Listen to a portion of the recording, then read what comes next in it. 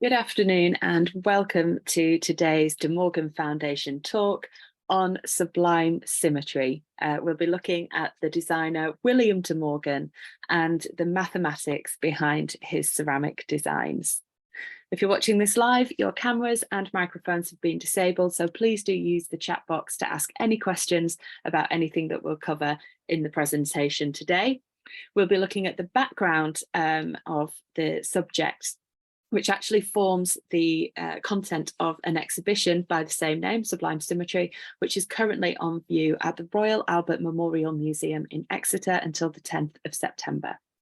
I'll then talk you through the narrative of that exhibition using examples of the ceramics that are on show there and some other design work by William De Morgan. And then I'll show you some pictures of the current exhibition at Exeter to try and entice you to go and have a visit maybe.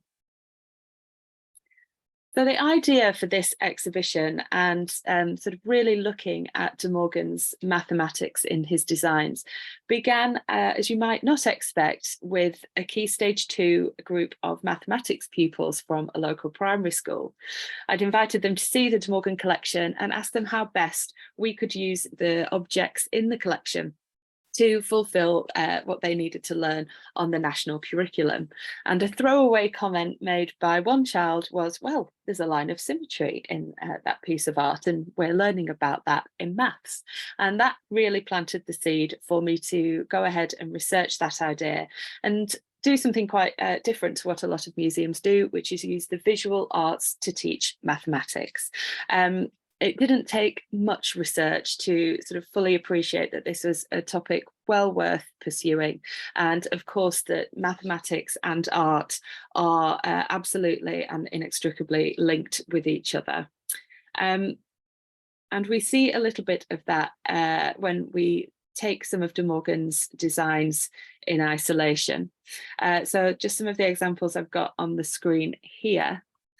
You can see in that visual that a central line of symmetry indeed does fall down the middle of the image on the right hand side, the fan tile panel by William De Morgan. So if you imagine the image as it came into the screen there, around that central vertical line, if you were to fold it in half, you would see that each would be an exact replica of the other, or that it's reflected around that central line.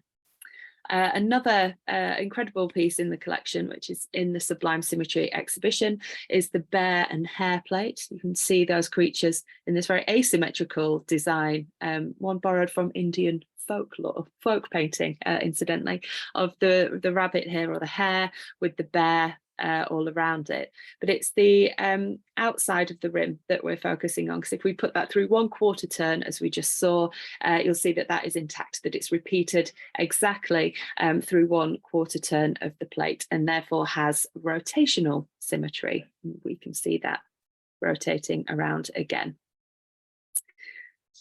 So I'll take you on a little bit of a journey through the life and the artwork with a mathematical sort of ideas in our mind of the man who made the ceramics, William De Morgan. Now, I know lots of people watching this already know an enormous amount about William, and we see him here painted by his wife, Evelyn De Morgan, in a beautiful portrait which belongs to the National Portrait Gallery.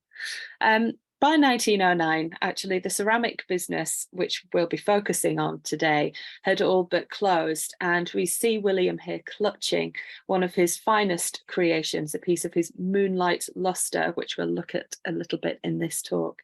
And perhaps a slightly downcast, almost sad look to this man, as the pot that he clutches is now a thing of the past, and instead his current occupation is as a best-selling author.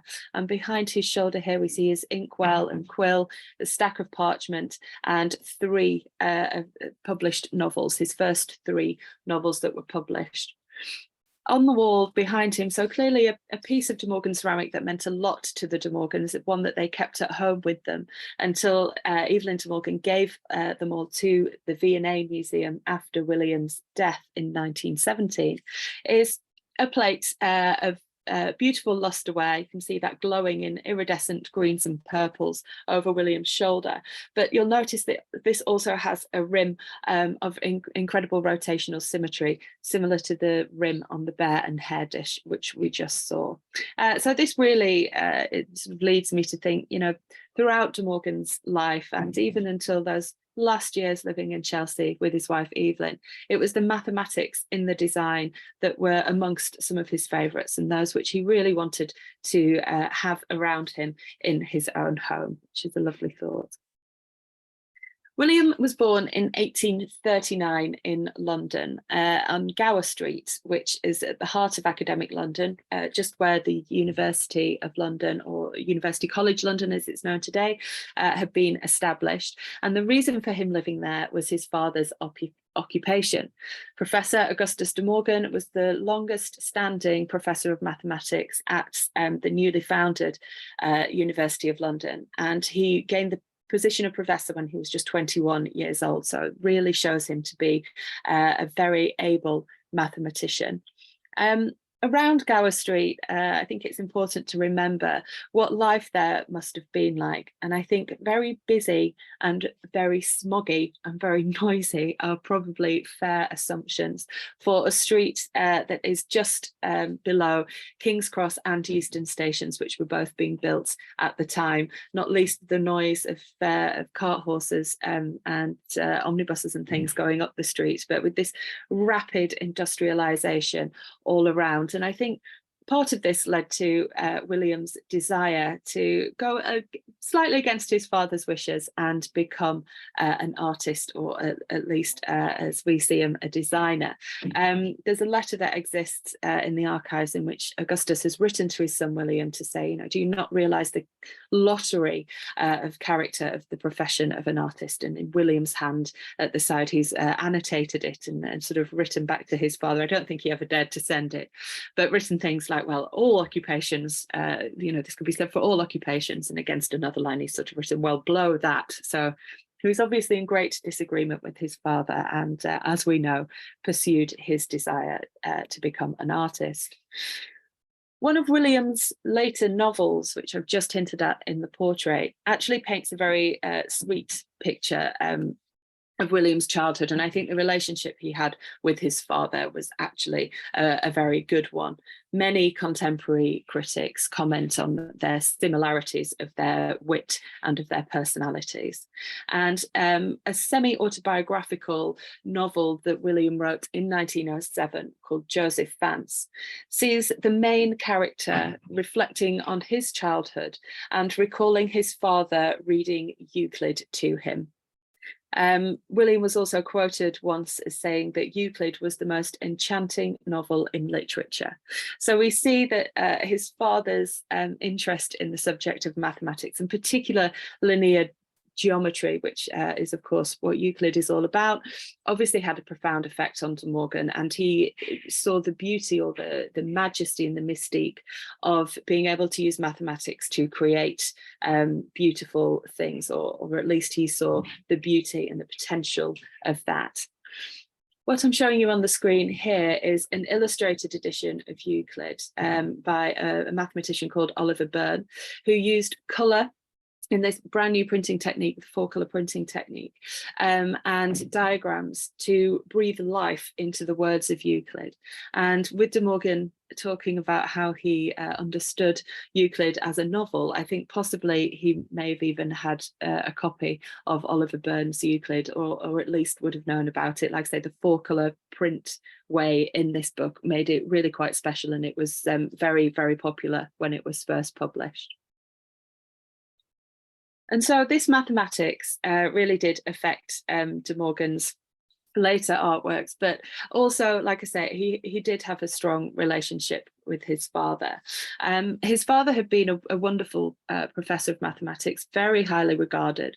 And despite my hard work today, if you Google De Morgan, you still get De Morgan's Law at the top of the screen rather than the De Morgan Foundation. But that sort of speaks volumes as to how well regarded De Morgan was as a mathematician and logician.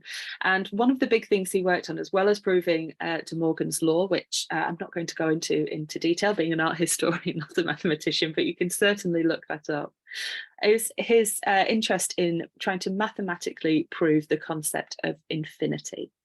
And one of the earliest pieces we have in the De Morgan collection, and one piece that is in Sublime Symmetry, is De Morgan's kind of testament, I think, to his father's work in the form of the Ouroboros, or Ouroboros, depending on pronunciation, which is a mythical creature that eats its own tail in representation of the concept of infinity. And it's hard to see here, but we have the sort of serpentine dragon-like creature's head and his tail, and you can see that that forms this everlasting circle in the center of the plate.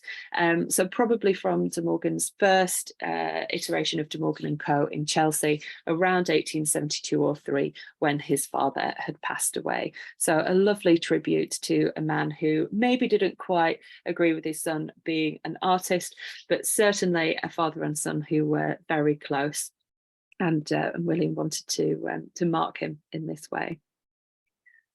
Another mathematician that De Morgan knew well, I think who is worth mentioning, was Lewis Carroll, or Charles Dodgson, as he was known when he was a mathematics don at Christ Church at the University of Oxford. So that was his main profession, and of course we know him better under his pen name of Lewis Carroll due to the lasting popularity of the Alice in Wonderland books. Now, an alternative reading of these books is that they go beyond fantasy and children's entertainment, and actually pick up on some of the mathematical concepts that De Morgan and Dodgson, who knew William De Morgan's father, Augustus, the mathematician, were working on proving. And a lot of that comes down to negative numbers. If you think of Alice constantly eating the cake to make her grow and drinking the potion to make her shrink, lots of this is about mathematically proving constants and things, if you can take away from nothing, which sort of comes up a lot in the fantasy in that series of books. Of course, Alice in Wonderland was just one of Lewis Carroll's many literary endeavours, and another one was The Hunting of the Snark. And what better way to celebrate his publication than to order up some tiles from his favourite ceramic designer, William De Morgan. And in 1882, that's exactly what he did. This is a photograph of the tiles as they were originally set in Dodgson or Carroll's suite of rooms at Christ Church in Oxford. You can see those going around the fireplace here. And at the top, I've got a colour reproduction of that central motif of the boat. So we have all these chaps here, maybe off on their hunting mission to find the snark. We also have animals like the kingfisher on this, where's the kingfisher gone? Sure there's a kingfisher somewhere, I can't just see it on my screen, and of the dodo, which of course was a popular creature to Lewis Carroll. I think he found that quite amusing. And in the top right hand corner we have an eagle with a tiny creature next to it, which is possibly De Morgan imagining a snark, which of course in the long poem, if you read it, never gets caught and nobody ever knows what it looks like. So this imaginary vision of something that's absent in the books, possibly a joke between a ceramic designer and his mathematician friend. So pursue a career as an artist, William did intend to do. As a young chap, he attended Carey's Academy in Bloomsbury, not far from his home. The family had actually moved to Camden by this point, but Bloomsbury was an area he knew well. That's where Gareth Street is. And he entered the Academy at Carey's with the hope of passing the entrance examination to the Royal Academy Schools, so the institution for any aspiring artist at the time. Carey's had a very strong reputation for training the Academy hopefuls in drawing from the antique cast, and De Morgan was very good at that. So good, in fact, that in 1859 he did pass the Royal Academy entrance exam and began as a student at the schools. Very little his time there. A number of drawings exist in the De Morgan Foundation's archives, but it seems he was a reluctant painter. He later referred to his art as his youthful brush dabblings. But I hope that in his version of Ariadne on Naxos, you can see that he was rather rather better than I think he ever gave himself credit for. And I always think his fine art and his painting deserves wider recognition. It's a beautiful portrait. We see Ariadne looking out of the picture, sort of desperate and desolate, completely abandoned by Theseus after she helped him find the Minotaur. She has this beautiful Titian red billowing cloak behind her. I'm certain the colours of this picture were taken from the National Gallery's Titian painting of the same subject, in which Ariadne is dressed in the same blue robe with a red scarf. And the upturned composition as well really speaks to the movements which De Morgan would have been associated with at the time. If anyone here is aware of the work of Simeon Solomon, there's actually quite a lot of unity and similarity in De Morgan's painting and Solomon's painting, and they were actually friends together at the Royal Academy schools, along with Henry Holiday, who was another great influence on De Morgan's painting. In 1883, things really did change for De Morgan. Sorry, 1863, I'm getting ahead of myself. So in 1863, there was a bit of a change of direction for William De Morgan. A lot of that is pinned by historians and scholars who've studied De Morgan on a pivotal meeting with William Morris. By this time, Morris had established himself as a real revolutionary in art and craft design. He was championing the arts and crafts movement and medieval techniques of making in a sort of stark contrast to the industrialization that was going on around him. He'd really turned his back on that and very actively pushed away from it. And so by 1863, he'd set up his business, Morris & Co., and had the first showroom at Red Lion Square, which is where De Morgan met him through their friend Henry Holiday. And there's a wonderful story in a biography of William De Morgan that supposedly Morris was dressed up in medieval vestments and talking in rhyme and riddle, and De Morgan, I think, was quite enchanted by this larger than life figure that William Morris presents. However, just for balance, in 1863, De Morgan had put his first and only oil painting into a Royal Academy summer exhibition. And despite searching for more time than I care to admit, I am yet to find a single report or critique or compliment of his entry into the Royal Academy shows. It seems as though the critics ignored it completely. And to an aspiring artist, I suppose, not having anything said about you is almost even worse than having a negative criticism of your painting. And I have a hunch that it was maybe for this reason De Morgan decided that the brush and easel wasn't going to be for him. But nonetheless, Morris's success in the arts and crafts possibly encouraged him away from the academy as well. But either way, he left in around 1863 and began making stained glass. And it's probably through this that he met Edward Burne-Jones on the right-hand side of the image. Burne-Jones, another huge character in the arts and crafts movement. He was already very good friends with Morris. He was working for Morris & Co., designing huge and ambitious stained glass pieces for churches. A lot of the stained glass that was being produced by Morris & Co. was intended for churches. During the sort of Gothic revival, church building became exceptionally popular in the late Victorian period, and these newly designed and renovated churches needed glass, which Morris & Co. absolutely stepped up to the plate to deliver beautiful pieces of stained glass. De Morgan later commented that his work in stained glass made him more money than he ever earned since. Like I said, I know that you know about De Morgan, lots of you on this call, and despite the success of the ceramics in our eyes today, I think the business was difficult and he never really made any money. But by stark contrast, the stained glass was incredibly lucrative. We now know of about 15 churches which either held or still hold today De Morgan glass, and I'm sure you can see from this example as well as I can, he was pretty good at it. His designs are rigorous, the border decoration in particular, maybe sort of speaking because I know what a successful graphic designer he became, but they seem to really work very harmoniously with the central figure. I think his use of colour is very competent and draws your eye up and around the composition he made for the glass. And I think he has a very astute understanding of how the light would work with the piece of glass in situ, in this case coming through the borders and the drape of King David in this piece to illuminate the church, and leaving the darker areas to sort of work harder for that pattern, and having sort of a really spectacular effect when seen in situ in a church. And he was very popular and very interested in pursuing this line of design. But it wasn't just design work for De Morgan, as it had been for sort of Burne-Jones and lots of the other artists who contributed to Morris and Co.'s schemes. De Morgan was very interested in how the glass was made.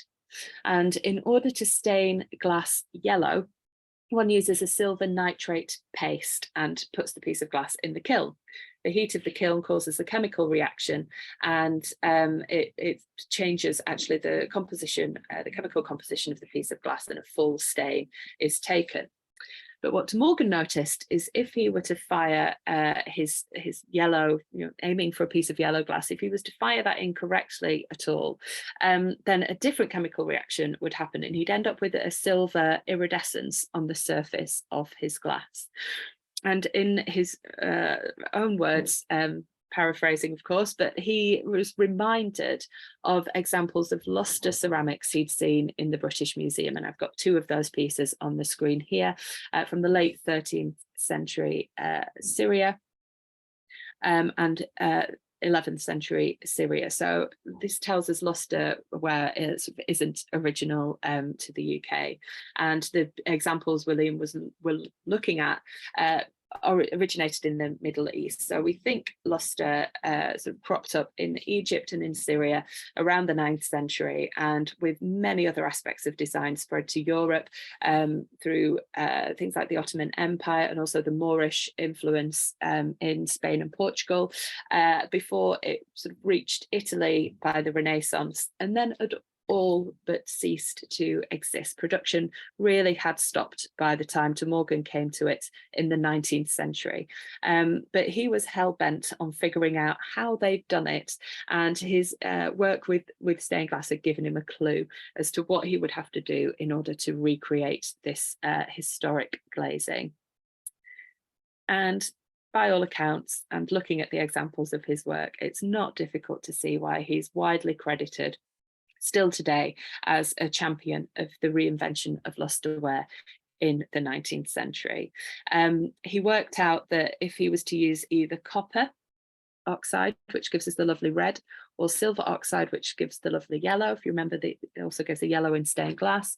And he would use this glaze to paint his designs onto his ceramics. And then if he fired it in a kiln which any oxygen was absent from, either called a reduction kiln or a muffle kiln, what he could do was reduce those glazes down, and the chemistry, the magic of the chemistry would happen in the heat of the kiln. And when he took it out, he would be left with this thin film of a metallic deposit on the surface of the ceramic, which is known as luster.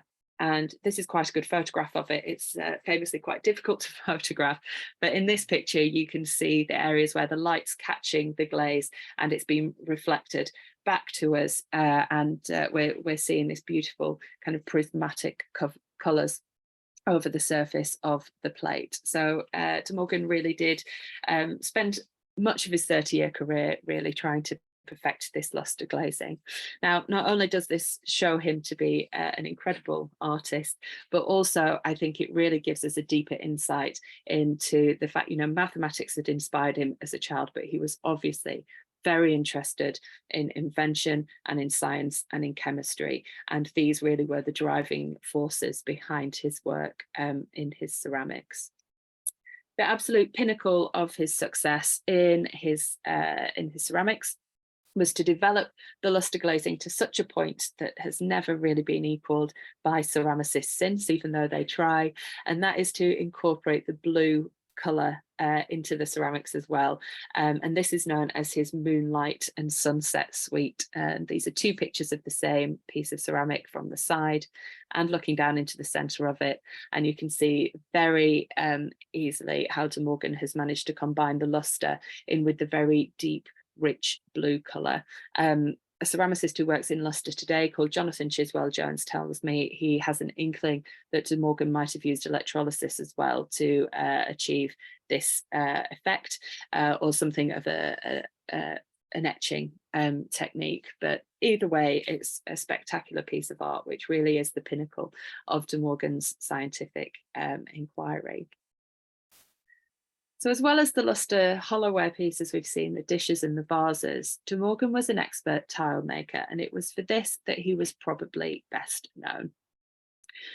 Even once he'd set up his own ceramics business and moved away from designing stained glass for Morris, Morris remained a very good friend, and the two businesses were very complementary. So people would go to Morris & Co. and buy their beautiful patterned wallpaper and curtains, and then could also, through Morris & Co., buy De Morgan tiles if they weren't buying them directly from William De Morgan. And we see here an example from a Morris & Co. catalogue in which you can clearly see the range of different De Morgan tiles for stoves, hearths and walls, etc., that were available to buy. Now, some of the patterns in this really do pick up on De Morgan's brilliant mathematical skill. To pick some of them out, we've got this wonderful Middle Eastern pattern picked up on from art from across the Islamic world. Oh, beg your pardon. Put the light back on. I'm speaking to you from our storeroom today, and it's got an automatic light on to preserve the artwork, so sorry if that happens again. And obviously, Middle Eastern art is very geometric in its structure, and De Morgan has obviously picked and chosen the various aspects of that served him very well for organising his tile designs. And I really do think this speaks to the popularity of them. In art, symmetry is synonymous with beauty. We see it in classical architecture and in rules like the golden ratio, which are all based on mathematical principles. And so De Morgan's designs, even though they're very complex in their floral arrangements and their colorways and very densely decorated, the ordering of them around these mathematical lines, rules, and geometric nets really gives them a sense of purpose and of structure, and really has created some fantastic timeless designs. Just a little aside, and to speak a little bit of the friendship between Morris and De Morgan, particularly in the 1870s when both of their businesses were young and they were rather carefree. Morris was married to Jane by this point and had the children, but William was still a bachelor right up until his 40s, and so was always up for good fun, I think, and joining in with whatever ideas Morris had cooked up. So on the left-hand side, we're looking at Kelmscott Manor on the Oxfordshire, Gloucestershire borders, right at the start of the Thames. And it was taken out on a long lease by Morris and Rossetti in 1873, I think. But it was a place that Morris absolutely loved, so much so that when he took up a residence in London, a bit later in the 1880s, he chose this house here on the banks of the River Thames and called it Kelmscott House. And you'll notice that link, both are on the Thames. And so what are a bunch of young chaps to do but get a boat and sail the whole length of it over a great number of days? Very happily, this was documented by De Morgan, and the transcript of his original diaries exists in the British Museum. It's a wonderful thing to read, and it really stands as the test of, stood the test of time. It's very funny, and it really gives you an insight into what can only be described as a lad's holiday down the Thames to go from one Morris property to the other. And a section of it that I just really love, and I think it shows De Morgan's desire to poke a bit of fun of himself, and also his real ability to use mathematics in sort of everyday life, and it was obviously something he thought about. So in this volume, he's writing it for little Margot, the daughter, Margaret Burne-Jones, of his friend Edward Burne-Jones. And he tells her that they stayed a night at the Complete Angler, somewhere that still exists. I've forgotten where it is now. That will come to me, but on the banks of the River Thames, and somewhere near Windsor. And they stayed a night at the Complete Angler. And De Morgan writes in this letter to the little Margot, you know, I saw the Complete Angler standing there. He was a chap of 360 degrees, much like companion, the acute angler, who I also saw standing there. And so we get this very vivid image of a very sort of round, chubby man in all his fishing gear next to someone sort of very beanpole-like stood next to him, through Morris's wonderful descriptive language, which again has mathematics at its core. So here I've picked out two tiles in particular that were available for purchase through Morris & Co, but made by De Morgan & Co. These were two very popular designs with De Morgan's clients. And the reason for pulling these two examples out in particular is because they are founded on principles of design which Morris was really championing. In 1882, Morris gave a lecture on the principles of pattern design.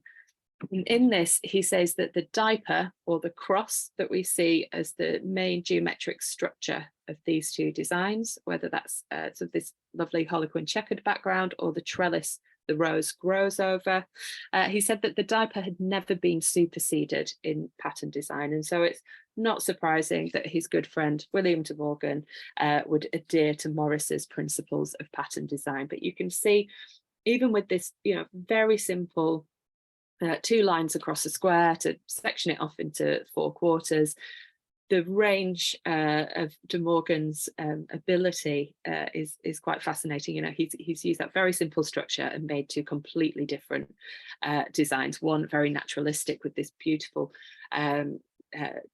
rose growing up a trellis, and one with the more formalized, very heraldic feeling lions on the other tile. This I think is particularly clever in the rose and trellis. As you can see, when that tile is repeated, it's on the hearth or round your stove or on the wall, as the catalogue told us, you can actually achieve a range of different designs, whether that's sort of a more circular design on the right hand side, or the beautiful diagonal lines created by the rose stems on the left-hand side. So a wonderful, diverse design based around the Mauritian diaper. And it's very easy to see how this would have been popular with Morris & Co clients when we look at Morris's trellis design from 1863, one of the earliest designs for wallpaper he ever made. And I mean, you don't need me to point out the similarities. I think they're very obvious between these two designs by the two men. De Morgan won a number of commissions, and I think these were really important to him and quite often would enable him to test out different design ideas. Here on the left, we have the Bedford Park Daisy, and on the right, the Bedford Park Anemone. These were commissions from the architect Richard Norman Shaw, a very famous arts and crafts architect who was responsible in the 1870s for the creation of a London garden suburb by the name of Bedford Park. Now, in order to really emulate the ideals of the arts and crafts movement, not just through his architecture, but in imagining people living in that space, Norman Shaw commissioned De Morgan to create tiles that would evoke all of that people in the houses could put, again, around their fireplaces, or sometimes if you imagine a Victorian terrace, you get the two panels at the side of the door with ceramic tiles in them. In Bedford Park, these designs were used for that purpose as well. Very flattened, formalized, medieval looking patterns that were, of course, influenced by Morris's love of that period, especially how industry or craft industry was very small scale in the medieval period, and that that came through in them championing those designs in the arts and crafts work. And these two examples by De Morgan absolutely adhere to those principles. So we're seeing how he's using mathematical principles of design from a bygone age to sort of create this very classic modern look. And here are some pictures from around Bedford Park, well worth a visit to this lovely pub, the Tabard. If you're ever in the area, Turnham Green's the nearest station. And when you go into the Tabard, you'll be treated to one of the most intact, largest De Morgan ceramic freezers, which is still in situ from its origins, and it's this wonderful design of snakes and birds, again organised around a central line of symmetry, which ensures that this panel could be repeated for whichever size spaces it needed to be inside the pub. And it really is a fantastic example to see in person. Another commission that came to De Morgan was from the Norfolk-based stove maker, Barnard, Bishop and Barnard, affectionately known as the BBB tile. This was incredibly popular. De Morgan made literally thousands of them.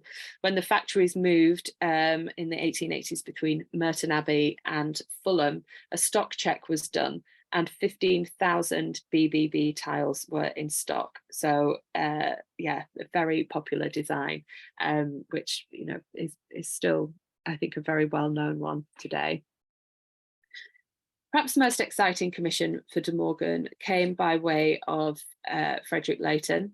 Leighton had travelled widely around Europe and the Middle East and collected a huge number of tiles, particularly from Damascus in Syria, absolutely enchanted by the cool colours of them and the beautiful patterns.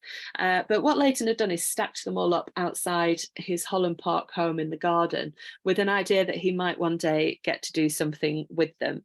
And that idea came to him in 1887 when he enlisted his architect George Aitchison to build the Arab Hall extension of his Holland Park home. And we're looking at that today. Another fantastic place to visit if you haven't already, particularly as they have a fine exhibition of Evelyn De Morgan's gold drawings on display at the moment, which is free to enter.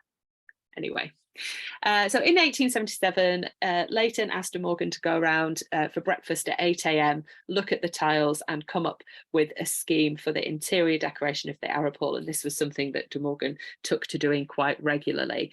De Morgan became obsessed with the project. Apparently he lost about £500, so a huge amount of money, because he was so painstaking about his methods of accurately recreating the coloured glazes that were used by the Damascene tile makers. But I think this really stayed with him, and his interest in designs from across the Islamic world continued right until the close of the business in 1900. And many De Morgan pieces are copies of various different geographic areas as we understand it today. In the Victorian period, it was just all sort of umbrellaed under the term Persian. But De Morgan particularly took his designs from Iznik pottery, which in the 15th and 16th century in Turkey was a huge area of ceramic production. And they made these very beautiful designs, very stylized carnation and tulips, particularly evocative of the Iznik design, and as well using the beautiful blue coloured glazes that we recognise from De Morgan's own pots, such as these two examples. You can really see how De Morgan was inspired by the tiles in the Arab Hall at Leighton House and by the Iznik examples he would have been privy to at the British Museum and the Victoria and Albert Museum, which wasn't far from where he lived in Chelsea. And side by side, it's very difficult not to see the influence. We've got the De Morgan on the left and the original Iznik tiles on the right-hand side there, both using this flattened, stylized, almost net-like pattern. I often say with De Morgan designs of this sort that they almost look like someone's cut them out of a stencil, very precise and very sort of classically done. But for our interest as well, we can see that mathematics was so important in Islamic art. Islamic art and particularly ceramics were used to decorate mosques in public squares and public places.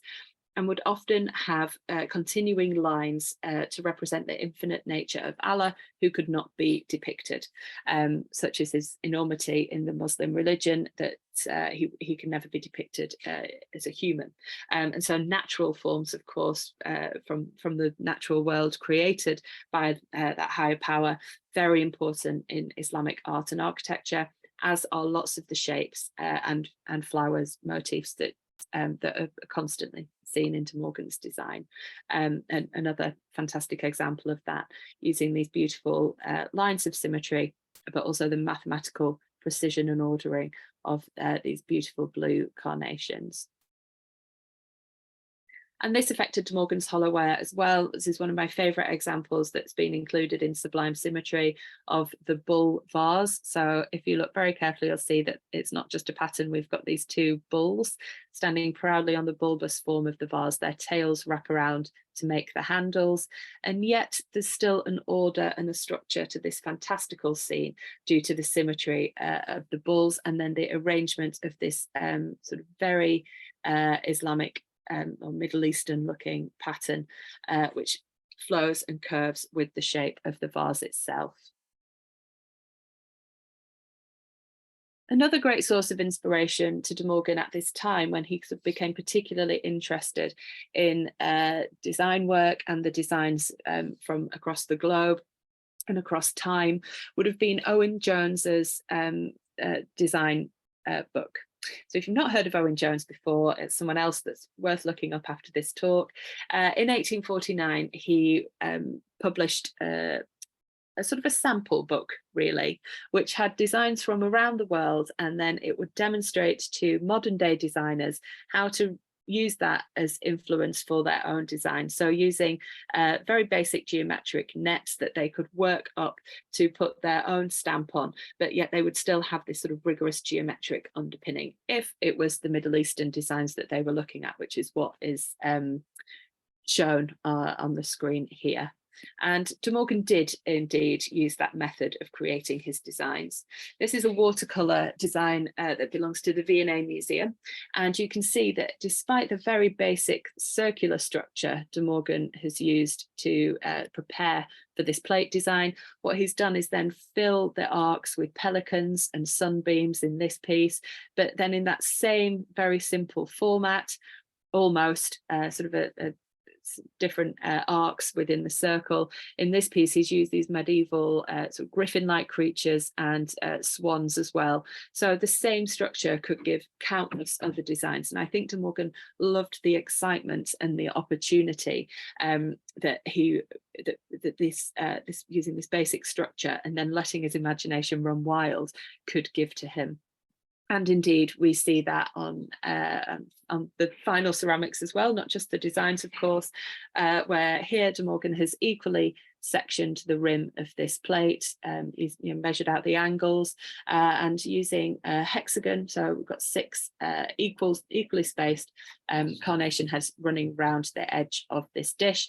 And this is the back of it. De Morgan would always decorate the reverse of his plates with equal beauty as the front. And this really speaks to the arts and crafts principle of everything being beautiful and handmade by a single craftsman. Again, like I said, sort of in direct reaction to the Industrial Revolution. Not quite the rim, but certainly a piece that carries a mathematical structure. The very, core of this design of these beautiful stag beetles, we have 2 triangles, one that makes up the beetles' bottoms, if you will, and one where their wings cross. So if you imagine it, it's how lots of primary school children draw a star with 2 upturned triangles, and that is exactly what De Morgan's done, and then elaborated on that beautiful design with his stag beetles. And then here on the reverse of the plate, we see a very simple yet beautiful design that makes the most of this plate being circular in shape, so it fits into the parameters demanded by the object itself. Which I love about De Morgan's designs. He always considers the form of the ceramic and the surface pattern for it. And a final example here, again, relying on a mathematical principle, but looks completely different to the ones I've just shown to you. We have a rotational symmetry of 180 degrees in the front of this plate, with this beautiful swan swimming towards a tree in a pot. But if we were to flip that upside down, you can see already it gives a sense that it would look exactly the same, and the secondary pattern on the reverse before that piece. Keep thinking it's the final one and you keep getting another, but this is actually one of my favorite pieces in the exhibition, so I'm pleased this is in the slide deck. On the front you have a central motif of a dragon, and then you'll be familiar at spotting by now the beautiful border design made up of the arcs of a circle and rotational symmetry. If you were to turn this around, you get the same little owl as you do in every one of these arcs, looking or appearing in exactly the same place as the plate was turned, despite obviously the dragon not having that, being asymmetrical. And then on the reverse, we have little owls here with quite big ears and their wings folded around them. And they are repeated alongside a secondary motif of a dragon's talon. So it really picks up on what the surface design of the front of the plate is. Quite a comedic effect, but I think it takes you a second to realize that it's owls and dragon's claws on the reverse of this plate, and actually it's quite a fun surprise when you do realize that, which I really adore as well. Like I said, I often get asked what my favorite pieces are, and this is really one of them. I love the complementary design on the reverse. Another drawing from the V&A Museum. I won't ask you to read the inscription. I know that's going to be very difficult to do on the screen, but really what it says is a handwritten instruction from De Morgan instructing his decorators. So he had a team of staff who were working up the designs from the paper design onto the ceramic form. And here De Morgan explains how he's arranged the flower heads really beautifully across this three-dimensional curved surface, and he's told them that they can intercept this flower head with one of his two other examples up here. So a very clever way of planning to make lots of vases similar but not the same. Mathematically speaking, to transfer a design from 2 dimensions onto a 3-dimensional form and be absolutely confident in its ability to stretch, bend and turn as the ceramic form does, I certainly think requires a huge amount of spatial awareness and planning of that design. And I think that also speaks volumes to De Morgan's ability to understand things mathematically. And when you see the final object that a design like that could yield, it's really very impressive indeed. I said that De Morgan always looked to form and surface decoration to complement it. And here we have a beautiful net pattern that starts very small on the neck of the bottle and bulges and turns in the 3rd dimension as the vase itself does. And yet under that, we have a pattern of swimming fish. And in her obituary of William De Morgan, May Morris, wonderful craftswoman and the daughter of William's good friend William Morris, actually wrote that she thought this was one of his best designs. So it's a beautiful example we're very pleased to have in the collection. And here we have another piece from the Sublime Symmetry exhibition, which again speaks to De Morgan's ability to use mathematics to underpin whatever design he turns his hand to. So rather than the perhaps more Islamic pieces we've been looking at, here we're looking at a piece heavily influenced by the Italian Renaissance with these beautiful formal lines. De Morgan would have seen these during one of his many, many trips to Italy. And yet we still have the same central line of symmetry, which gives clarity and order to the otherwise quite elaborate piece. Final piece of mathematics that De Morgan employed in his design process was using ratios. So not only does this working drawing give a good impression of what De Morgan's final tile scheme for a dairy at Westwood House in Sydenham in southeast London would sort of give, but also it allows him to plan which aspect of the design would need to go on each 6-inch tile when that was scaled up and installed in the property. Very sadly, this house was pulled down in the 1950s, so I don't know if this scheme ever went ahead. I hope it did. It's a beautiful depiction of little cherubs with butter churns on the left, and then there's another piece to it over here which has the dairy cows, a perfect scheme to fill a dairy. And you know, even if it was sadly destroyed in the 1950s, I always live in hope that De Morgan got round to creating it. But all we have today, sadly, is the design. We do have many other examples of De Morgan's tile panels. These were incredibly popular, and one of his biggest commissions to make these tile panels came from P&O Ocean Liners, so a company that still provides cruise holidays to thousands of people every year.